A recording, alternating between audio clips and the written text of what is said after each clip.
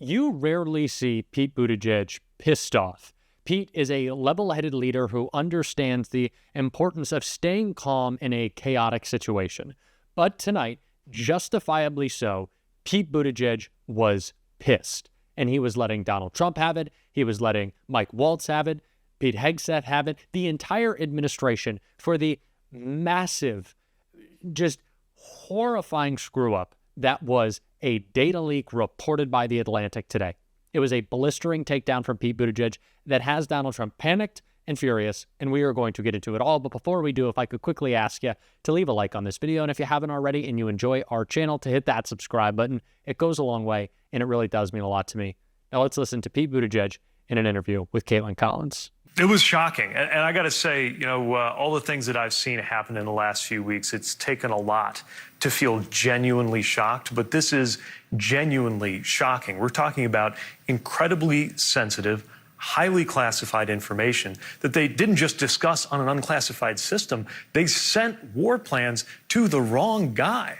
Now, they're lucky, and we're lucky, that that wrong guy was a responsible, patriotic, ethical journalist who just had on this program who knew not to publish anything that could put people's lives in danger. But I got two questions on my mind. One, what if this had, in fact, gone to somebody else? I mean, somebody who could plausibly be in some of these people's cell phones. I don't know, the Chinese ambassador or Russian negotiator. And the other question on my mind is, how many other times has something like this happened? You know, this is the one that we know about, but how many other times could they have screwed up like this in a way that puts American troops and families in harm's way? Yeah, is your concern that if they were texting about this and had this group chat, that maybe there are other encrypted chats about this using Signal, an app that anyone could download, that anyone can use if they're inadvertently added to it, like this was? Yeah. The whole point of classified information systems is to keep classified information on them. And by the way, I don't know everything about how Pete Hegseth's computers work, but I know this. In my experience, both in the cabinet and as an intelligence officer, you would have to go out of your way to take classified information and move it into an unclassified system.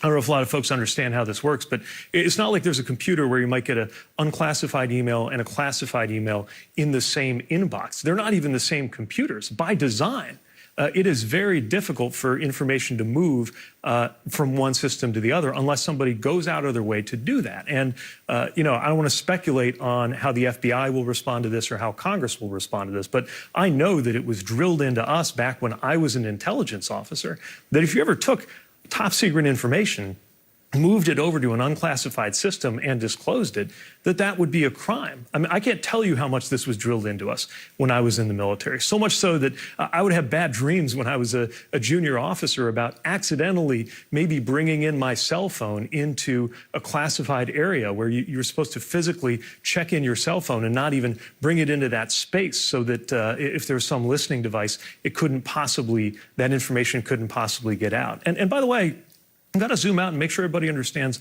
why this information is classified. It's not just classified because it's interesting or because it's special. By definition, when something is highly classified, it is highly classified because if it got into the wrong hands, it could harm national security or get American troops killed. Yeah, well, and just in terms of how this is typically handled and the fact that it was in this group chat that obviously he was in and no one noticed he was in, you said maybe FBI investigations, congressional investigations. Do you think that federal laws were broken here, whether that be the Federal Records Act, given everyone knows Signal is set to delete? And as he reported, this was set to delete, meaning there is no record of this conversation after it expires after a while. Or do you believe this violated the Espionage Act? I would have very real concerns about violations of both of those laws. And remember, some of these same people suggested that that others should go to jail in the past for far less. Now, this will be a test of integrity for the FBI, which is ordinarily responsible for counterintelligence investigations and investigating the mishandling of classified information. It's also a huge test for Congress. It's a test for congressional Republicans who, if they have any integrity, know that this is a serious matter. Now, we've already seen a lot of them rushing to make excuses for this, but this is incredibly serious stuff. President Trump, as you saw earlier, was saying he wasn't aware of this report. We're since told he's been briefed on it, but he reposted something that Elon Musk wrote earlier, kind of mocking all of this by making fun of The Atlantic. He wrote, "Best place to hide a dead body is page 2 of The Atlantic magazine because no one ever goes there." Trump reposted that earlier. Do you see that as making light of what has happened here? Yeah, because this is all a game to them. You know, nobody in Donald Trump's family is on a ship in the Mediterranean. Nobody in Elon Musk's family is at risk from the kinds of economic or security harms that are going on here. They think all of this is a joke or a game because these are incredibly rich, powerful men who, frankly, don't have to worry about the kinds of things most Americans do. And look, this is part of a bigger pattern, right? The sloppiness and the incompetence, whether it's firing the people who were in charge of keeping our nuclear weapons safe, apparently by accident, and then scrambling to hire them back on, whether it's sending an email to try to buy out air traffic controllers in the middle of an air traffic control shortage, and then scrambling after a plane crash to say, oh, that never applied to them, whether it's that Doge site, their so-called wall of receipts, thinking that they were proving that they saved the taxpayer $8 billion with a B, not realizing that the contract they were talking about was $8 million with an M, which means they were off by 100,000%. And now this incredibly grave and serious matter of taking classified information about American battle plans involving American troops and randomly sending those battle plans to the wrong guy. If they don't understand the seriousness of that, then they don't understand how their jobs affect the lives of ordinary American people. And as an American, having the most powerful people in your country not take their responsibilities seriously can be lethal. You know, every day I was in Afghanistan, I knew that I could die because of an intelligence failure, that if certain information about what I was doing got into the wrong hands, that could cost me my life. But I also knew that everybody in my chain of command, up and down, from the gunny sergeant sitting next to me in a vehicle, to the colonel, to the then Secretary of Defense and President of the United States, took my security and the security of all of our troops seriously, took the responsibility, the life and death responsibility they had seriously, and would keep me safe. Do you think someone should be fired over this? Absolutely. I mean, if I made a mistake like this as a lieutenant, I would be probably not just fired, but probably indicted and tried and maybe in prison. And the idea that, you remember, these guys love talking about merit, right? We hear a lot about this alleged principle that they're hiring people on merit. I think, you know, there's some questions there. I mean, you know, our current Secretary of Defense hadn't shown a lot of evidence of, you know, running a large organization, or let alone running a large organization well. And he got put in charge of the largest organization in the United States of America and the most important organization in the world, which is the U.S. Department of Defense. And if there's not accountability for a screw up like this, especially from a president who used to fire people every day on television for sport, what are we even doing here? Pete Buttigieg, thank you for joining and thank you for your time tonight. I am not surprised to be saying this, and you are not surprised to be feeling it. On the money. Pete is on the money. What happened today reveals just how dumb, this is the word I've been using all day, just how dumb the Trump administration is. And purposely so. This has always been Donald Trump's plan. He wants people who cannot do their jobs. He wants people who make you distrust government.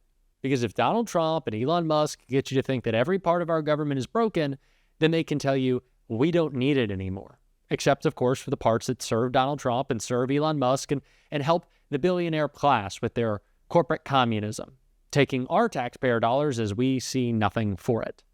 That is their end goal. Now, I don't know if this is a part of the end goal, this massive screw up, but certainly they don't really seem to care. They're more upset that the media reported on it than that they did it. It is absurd. And I gave some pretty honest thoughts today, and we certainly saw them from Pete there, but I feel I'd be remiss if I didn't share the rapid response that he gave in a clip on TikTok right here. Hey, it's Pete. I try not to jump in with a take on everything or comment on everything we see in the news of the day, but what we learned about today is truly incredible. the U.S. Secretary of Defense, the National Security Advisor, the Vice President of the United States, and other very senior, very powerful Trump White House officials, it turns out, discussed highly classified war plans, not only on an unclassified channel, but accidentally and randomly, it seems, including a journalist. And to see this administration claiming that it cares about competence and merit, and then be responsible for an epic fuck-up like this, demonstrates that these are not serious people. I was an intelligence officer for about 7 years in the U.S. Navy Reserve, and I occasionally handled highly classified information during my time in the cabinet as well. It can be hard to explain just how much goes into keeping that information safe. It is only available to people with a security clearance and a need to know. It's only discussed in certain facilities that are hardened to make sure that they don't have the same vulnerability to surveillance as most places. And importantly, you only ever use classified systems to discuss classified information. So America needs answers on why an unclassified, commercially available app was used, and even more importantly, how some of the most powerful people in this country didn't know that they accidentally included a journalist while they were discussing classified war plans that they had yet to authorize and execute. This is not something that's just important for its own sake. I know Americans who lost their lives because of intelligence failures.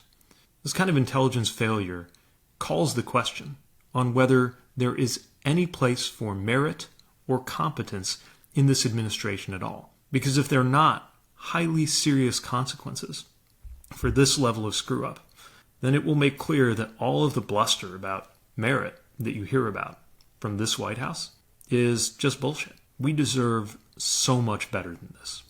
It is getting clearer by the day that the people in charge of the American government cannot keep the American people safe. Got to do better. I really feel like Pete Buttigieg is all of us tonight. I don't know how this news hit you.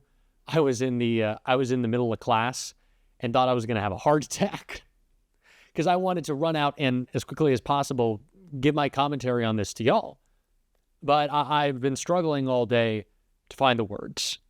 Again, this is part of their plan. They want to make us hate government, and we hate this version of government because it's broken.